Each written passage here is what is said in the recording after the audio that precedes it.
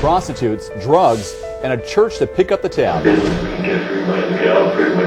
The Spokane pastor's bizarre rampage and the videotaped confession his lawyers don't want a jury to see.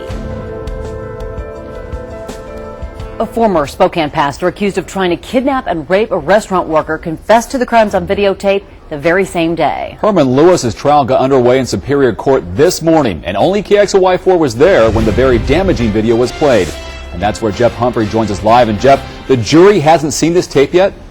No, Dave, and that's exactly what Lewis's defense attorney is trying to prevent. On the tape, Lewis comes off as someone who's actually proud of his double life, urging his congregation to follow the teachings of the Bible, while Lewis went out and spent their offerings, he says, on illegal drugs and prostitutes.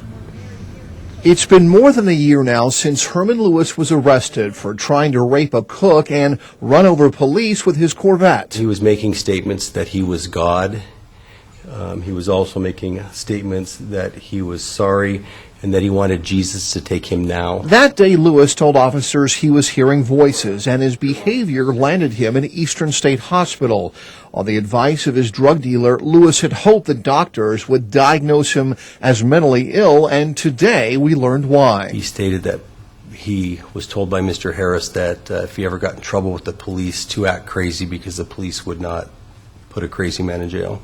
Did Mr. Lewis say he was pretending to be crazy? Yes, he did. Once Lewis abandoned his crazy act, he sat down in this interview room and detailed the events of that day on videotape. I went in there acting a fool, and there's this white girl that I used to go and talk to her, give her the money, and I tried to get her to get from behind the counter and go with me and have sex. She didn't want to, so I started dragging her out the door. That's when restaurant customer Enar Pedersen tried to stop the alleged kidnapping, but the older eater was no match for Lewis. He pushed me back, so I hit him, and I didn't realize I hit him so hard.